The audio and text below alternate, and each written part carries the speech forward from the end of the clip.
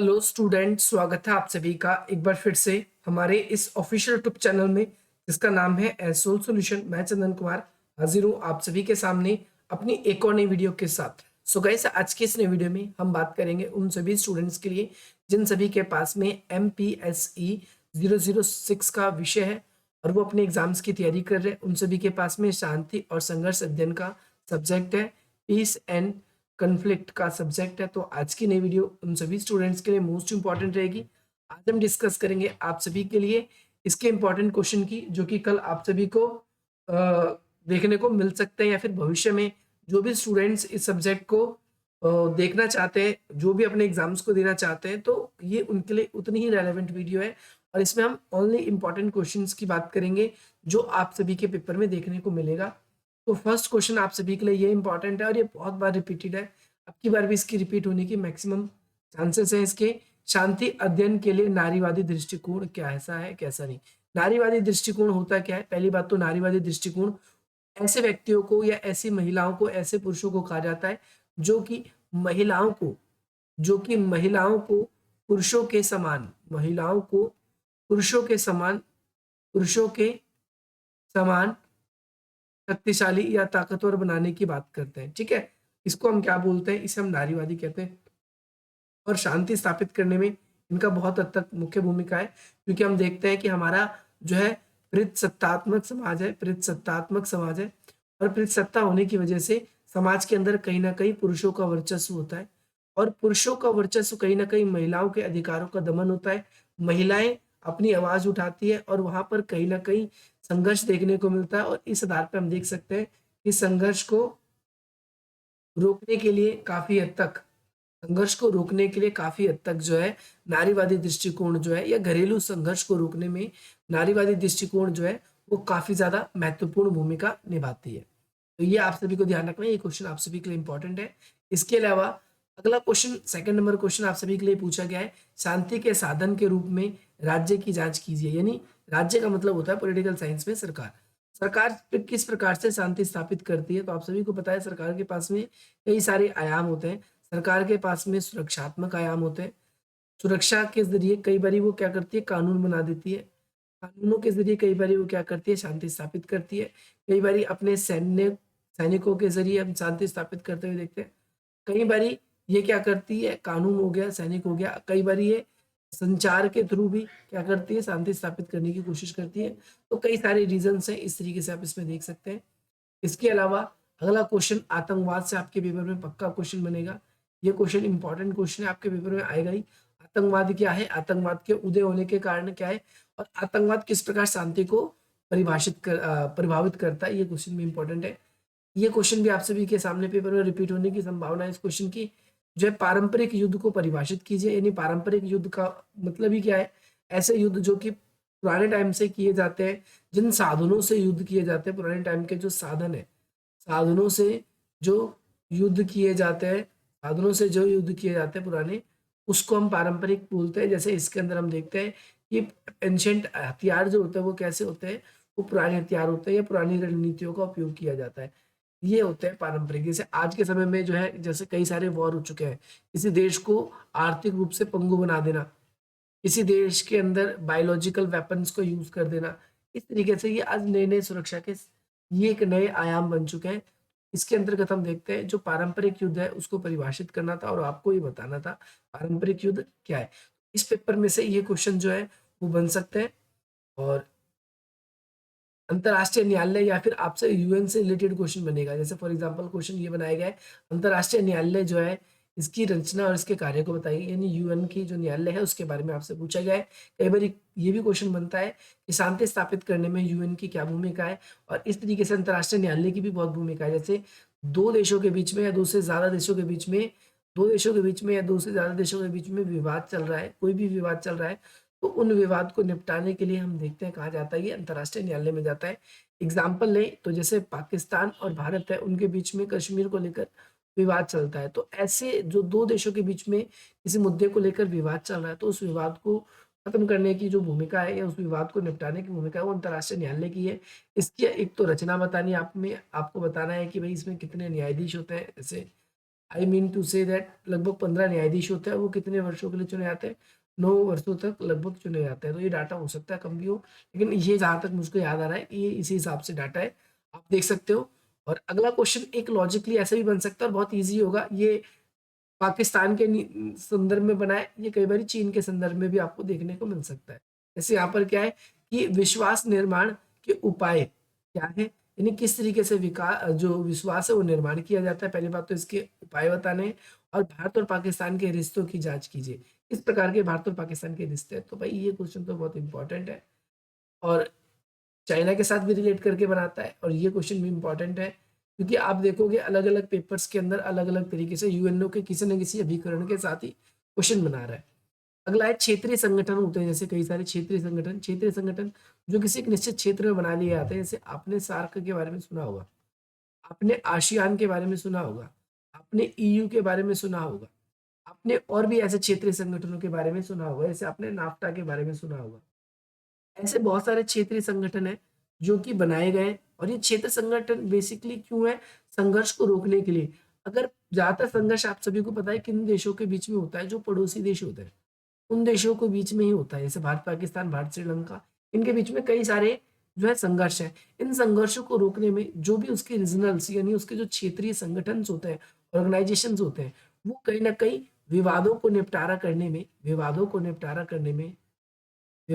निपटाने में एक मंच प्रदान करता है। क्या प्रदान करता है? मंच, जहाँ पर वो अपनी बात इजीली रख पाते हैं, और एक क्षेत्र पर्टिकुलर क्षेत्र में उस एक संगठित होकर भी अगर कोई गलत चीज है तो उस पर ये क्या कर सकते हैं? अपनी आवाज को उठा सकते हैं। नेक्स्ट क्वेश्चन आप सभी के लिए इंपॉर्टेंट, मैं आप सभी के बारे में बात करूंगा। एक क्वेश्चन आप सभी के लिए ये भी इंपॉर्टेंट है, ये भी पेपर में पूछे जाने की उम्मीद है। क्वेश्चन ये सिंपल सा है, ये यहाँ पर आप देख सकते हो। क्वेश्चन में आपसे पूछा गया है कि द्वंद्व द्वंद्व का मतलब होता है संघर्ष, ठीक है? द्वंद्व निवारण और समाधान में क्षेत्रीय संगठनों की भूमिका। ये क्वेश्चन अभी आपने यहाँ पर देखा, ये क्वेश्चन आपने सेम अभी आपने यहाँ पर देखा, संघर्ष को रोकने में अभी पेपर में इसे पूछा जा रहा है, रिपीट हो रहा है क्वेश्चन। तो ये क्वेश्चन आप सभी के लिए बहुत इंपॉर्टेंट है, इस क्वेश्चन को आपको जरूर करके जाना है। नेक्स्ट क्वेश्चन है शांति के गांधीवादी उपागम। ये बहुत इंपॉर्टेंट क्वेश्चन है, ये भी क्वेश्चन आप सभी के पेपर में कल देखने को पक्का मिलेगा। तो भाई गांधीवादी जो विचारधारा है वो शांति को रोकने में, जैसे यहाँ पर आलोचना पूछ ली है तो बुराई करनी है, ये बोलना है कि बिल्कुल भी नहीं करता वो, बुराइयां करनी है यहाँ पर आप सभी को। कि गांधी की जैसे कौन सी योजना अहिंसा की है, अहिंसा की बात, तो भाई अहिंसा जो है कई बार संघर्ष को बढ़ाने की घटाने की जगह बढ़ा देता है। कैसे बढ़ा देता है? जैसे हम किसी के सामने कमजोर पहले से ही पड़ जाते हैं तो वो हमारा और ज्यादा शोषण करने लगता है। तो ये आप सभी को ध्यान रखना है। इसके अलावा एक शॉर्ट नोट के लिए आप सभी के लिए ये क्वेश्चन इंपॉर्टेंट है, शॉर्ट नोट में पूछा जा सकता है। हालांकि शॉर्ट नोट कम देखने को मिलते हैं इस पेपर में, लेकिन ये शॉर्ट नोट में पूछा जा सकता है कि समकालीन समय में मानव सुरक्षा की चुनौती का परीक्षण कीजिए। समकालीन समय में मानव के सामने दो तरह की चुनौतियां, एक है परंपरागत और एक है आधुनिक। और एक कैसी है? आधुनिक। तो परंपरागत चुनौतियां कौन कौन सी है? ऐसी चुनौती जैसे फॉर एग्जाम्पल युद्ध का खतरा है, युद्ध का खतरा है, ठीक है, संसाधनों का अब खत्म होने का खतरा है, ये सब खतरे हैं परंपरागत, ठीक है। और आधुनिक नई चुनौतियां कौन कौन सी है? जैसे पर्यावरण की चुनौती है, पर्यावरण की चुनौती है, सबसे बड़ी चुनौती है। पर्यावरण के अलावा आतंकवाद की चुनौती है, जो कि पहले नहीं हुआ करती थी, अब ये नई चुनौतियां उभरी है। तो आप सभी को पता है क्वेश्चन 10 नंबर के ही है, केवल, ज्यादा मुश्किल नहीं है। आप इन क्वेश्चनों को ऐसे डील करेंगे। नेक्स्ट क्वेश्चन आपसे पूछा गया है कि शांति अनुसंधान क्या है? शांति को किस तरीके से अनुसाधन किया जा सकता है, कैसे निपटाया जा सकता है, कैसे लागू किया जा सकता है, इसके बारे में एक ये क्वेश्चन इंपॉर्टेंट है। देखो कुछ क्वेश्चन ज्यादा भी हो सकता है कि मैंने आपको 15 से 20 क्वेश्चन बता दिए, लेकिन 15 से 20 क्वेश्चन में से ही आप लोगों के लिए आएंगे, अभी तो ये शुरुआती है। इसमें से कुछ क्वेश्चन और भी मैं आपको बताऊंगा। जैसे यहाँ पर बताया गया नकारात्मक और सकारात्मक शांति से आप क्या समझते हैं? तो शांति के दो डायमेंशन है। नकारात्मक शांति ये है कि हम युद्ध के जरिए शांति स्थापित करते हैं, हम संघर्षों को बढ़ावा देते हैं, और सामने वाले देश को गिराकर उसे कमजोर बनाकर या फिर उससे शांति की बातें ना करके हम इस तरीके से शांति करवाते हैं। और सकारात्मक शांति में क्या है कि हम ऑर्गेनाइजेशंस का सहारा लेते हैं, हम उन देशों से वार्ताएं करते हैं, ऐसे संगठन है। ये क्वेश्चन इंपॉर्टेंट है, रिपीटेड है क्वेश्चन। उचित युद्ध का सिद्धांत, ये भी इंपॉर्टेंट क्वेश्चन है, ये भी आपसे पूछा जा सकता है ना। ये दो क्वेश्चन आप सभी के लिए इंपॉर्टेंट है। नेक्स्ट क्वेश्चंस की ओर मूव करते हैं। शांति की जो परंपरा है, यहाँ पर देखो क्वेश्चन आपसे पूछा गया है, शांति परंपराओं की एक टिप्पणी पे कीजिए। ज्यादा इंपॉर्टेंट क्वेश्चन है। अंतरराष्ट्रीय द्वंद्व प्रबंध की व्याख्या कीजिए। अंतरराष्ट्रीय स्तर पर द्वंद्व प्रबंध का क्या किसकी भूमिका है, तो आपको पता है यूएनओ की खास भूमिका है। इसमें यूएनओ की भूमिका का वर्णन करना है आप सभी को। इसके अलावा जो है सीमित युद्ध क्या है, ये एक इंपॉर्टेंट क्वेश्चन है, ये आपके पेपर में पक्का देखने को मिलेगा। आतंकवाद से रिलेटेड फिर क्वेश्चन रिपीटेड है, जैसा कि मैंने आप सभी को बोला था। आतंकवाद की उत्पत्ति, ये क्वेश्चन वीडियो हमने अपलोड कर रखी है। आतंकवाद की उत्पत्ति क्या है और इसके विभिन्न प्रकार क्या है, अलग अलग प्रकार के प्रतिरूप है। कई बार ये लोगों को केवल डराते हैं, धमकाते हैं, कई बार ये लोगों की हत्या भी करते हैं, और कई बार ये सिर्फ और सिर्फ केवल अपनी मांग को ही सामने रखते हैं। तो इस संदर्भ में भी हम इसको देखते हैं। अब जैसे यूगोस्लोवाकिया का जो द्वंद्व है उसमें संयुक्त राष्ट्र संघ की क्या भूमिका है, तो ऐसे आपसे कोई भी एक देश दे सकता है या यूएनओ की भूमिका पूछ सकता है। अगला क्वेश्चन है, भारत और चीन के बीच विश्वास निर्माण उपायों की व्याख्या कीजिए। किस तरीके से दोनों के संबंध बेहतर हो सकते हैं। तो चाइना ने, आप सभी को पता है कि भारत का जो ऑक्साई चीन वाला जो प्रदेश है, जैसे हम कश्मीर को देखते हैं, खतरनाक है थोड़ी, ये ये पोर्शन जो देखते हैं ये होता है ऑक्साई चीन, और ये है आपका पीओके। ठीक है, ऑक्साई चीन वाला पोर्शन है। इधर से भी एक हाईवे चाइना ने बना लिया, एक हाईवे इधर से चाइना ने बना लिया। तो ये प्रदेश, ये जो हाईवेज है या जो रोड वगैरह कंस्ट्रक्ट किया जाता है चाइना के द्वारा, तो ये हमें नहीं करना चाहिए। इस तरीके से दोनों के बीच में हम विश्वास को ला सकते हैं। एक ये कॉन्सेप्ट आप सभी के लिए इंपॉर्टेंट है। दूसरा, चाइना के बीच में हम व्यापार के अगर मात्रा को, जो जिस मात्रा में क्वांटिटी में व्यापार हो रहा है उसको हम बढ़ा दें तो दोनों के विवादों को सुलझाया जा सकता है। इसके अलावा जो क्षेत्रीय भूमिका है हमारी एक दूसरे के प्रति, क्षेत्रीय भूमिका, उसको हम बढ़ा सकें। क्षेत्रीय भूमिकाओं को हम क्या कर सकते हैं, बढ़ाकर भी हम क्या कर सकते हैं, विवादों का निपटारा कर सकते हैं। द्वंद्व प्रबंधन और समाधान के क्षेत्रों में क्षेत्रीय संगठनों की क्या भूमिका है, ये क्वेश्चन फिर रिपीटेड है। मैंने आप सभी को बोला है ये क्वेश्चन बार बार आ रहा है और कल के पेपर में आपको देखिएगा। शांति स्थापित करने में गांधीवादी दृष्टिकोण की मुख्य विशेषता, ये क्वेश्चन पहले भी बताया था, फिर रिपीटेड है। एक ये क्वेश्चन आप सभी के लिए, अब तक मैंने आपको 3 तरह की आतंकवाद वाला आपके लिए 4 क्वेश्चन, इसमें से कुछ रिपीटेड क्वेश्चन भी हो गए। ये रिपीटेड क्वेश्चन है जो मैंने आपको बताया था। के लिए जो कुछ दृष्टिकोण दीजिए, तो वही परंपरागत और आधुनिक दृष्टिकोण दोनों को बताना है, ये आप सभी को याद रखना है। नेक्स्ट आप सभी के लिए क्वेश्चन सिंपल है, शांति स्थापित करने के लिए नारीवादी उपागम, इसके बारे में चर्चा कर चुके हैं। द्वंद्व रोकथाम और साधन के लिए नागरिक समाज की क्या भूमिका है। नागरिक समाज होता क्या है, सबसे पहले इसके अंदर नागरिक समाज में 2 तरीके की चीजें आती है। एक इसके अंदर आएगी एनजीओ, जिसे हम गैर सरकारी संगठन बोलते हैं, गैर सरकारी संगठन। एक तो ये आएंगे इसके अंदर संगठन, और दूसरा नागरिक समाज के अंतर्गत हम देखते हैं गैर सरकारी संगठन के अलावा इसके अंदर दबाव समूह आ जाएगा एक, राजनीतिक दल भी लिख सकते हो। ठीक है, राजनीतिक दल और दबाव समूह दोनों अलग अलग होते हैं, तो इनकी क्या भूमिका है आपको इसको डिफाइन करना है। इसके अलावा नेक्स्ट क्वेश्चन है, परमाणु युग में पारंपरिक युद्ध पे एक लिख लीजिए। परमाणु युद्ध, जैसे आज के समय में परमाणु युग हो गया है, ज्यादातर देशों के पास में परमाणु बम है। ज्यादातर देने का मतलब मेरा ये है, जैसे भारत, चाइना, पाकिस्तान, है ना, नॉर्थ कोरिया, इसके अलावा इजराइल, ब्रिटेन, फ्रांस, रशिया, इन सब बड़े बड़े देश, अमेरिका, इन सभी के पास में परमाणु बम है। तो आज के समय में जो परंपरागत युद्ध है, हम उन तरीकों को अपनाकर क्या अपने देश को सुरक्षित कर सकते हैं, तो बिल्कुल इसका आंसर है नहीं, नहीं कर सकते। क्योंकि आज के समय में हथियार ऐसा है, ऐसे ऐसे हथियार है कि देश से पूरा मैप से ही वो दुनिया ही खत्म हो सकता है। ऐसा भी ऐसे ऐसे हथियार भी देशों के पास में है। तो केवल हम पारंपरिक युद्ध के प्रयास करें और पारंपरिक युद्ध के जो खतरे से बचाने की केवल अपने देश को प्रयास करें, तो उससे ही केवल हम युद्ध से अपने देश को सुरक्षित नहीं रख सकते। हमें इसके अलावा एक्स्ट्रा ऑर्डिनरी चीजें करनी पड़ेंगी। भारत और पाकिस्तान के बीच में विकास, जो शांति है, उसको कैसे स्थापित किया जा सकता है, ये क्वेश्चन पहले भी आया था, फिर आया, इंपॉर्टेंट है।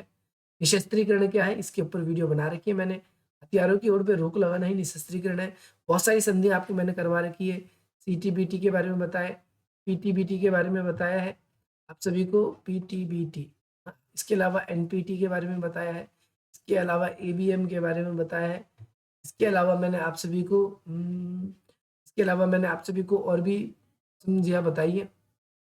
सोबॉर्न समझौते वगैरह बहुत सारे समझौते बताए, तो आपको वो भी देखना है। इसके अलावा अगर आप लोगों ने ये क्वेश्चन कर लिए तो आप सभी को और कुछ नहीं करना, जैसे द्वंद्व और प्रतिबंध करने में यहाँ पर सिंपली आप देखोगे द्वंद्व प्रबंधन करने में, समाधान करने में सुरक्षा परिषद की भूमिका पूछ रहा है आपसे। जैसे सुरक्षा परिषद का कार्य ही है, अगर दुनिया में कहीं पर भी शांति शांति और सुरक्षा से जुड़ा हुआ मुद्दा होता है तो सबसे पहले यूएनओ की भूमिका उसके अंदर कहीं ना कहीं मुख्य भूमिका रहती है। ये आप सभी को ध्यान रखना है।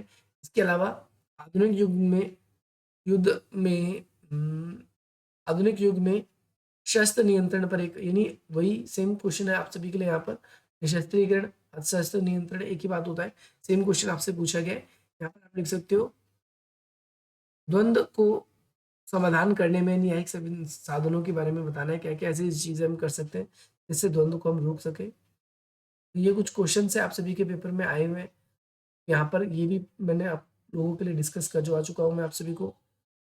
युद्ध के टकराव के लिए आंतरिक संघर्ष वो कौन कौन से, ये कुछ क्वेश्चन से आप सभी के लिए इंपॉर्टेंट जो मैंने बताया थे किन क्वेश्चनों का चलन है और किन क्वेश्चन से आपके पेपर में आएगा। अगर आप लोगों को इस वीडियो से वैल्यू मिली हो तो आप इसी प्रकार की वीडियोस पाने के लिए आप वीडियो को लाइक करें, अधिक से अधिक मित्रों करें और हमारे इस चैनल को सब्सक्राइब करें। बाकी अगर आप सभी ने हमारे इस टेलीग्राम ग्रुप्स को ज्वाइन नहीं किया तो ज्वाइन कर सकते हैं। 472 से अधिक लोग उसके अंदर जुड़ चुके हैं। अगर आप लोग जुड़ना चाहें तो आप भी जुड़ सकते हो। बाकी डिस्क्रिप्शन बॉक्स में कुछ वेरियस लिंक दिए गए, आप उस लिंक्स के थ्रू भी हमसे सोशल मीडिया के विभिन्न प्लेटफॉर्म पे कनेक्ट हो सकते हैं। बाकी मिलते हैं हम आप सभी से अपनी अगली वीडियो में। जय हिंद, जय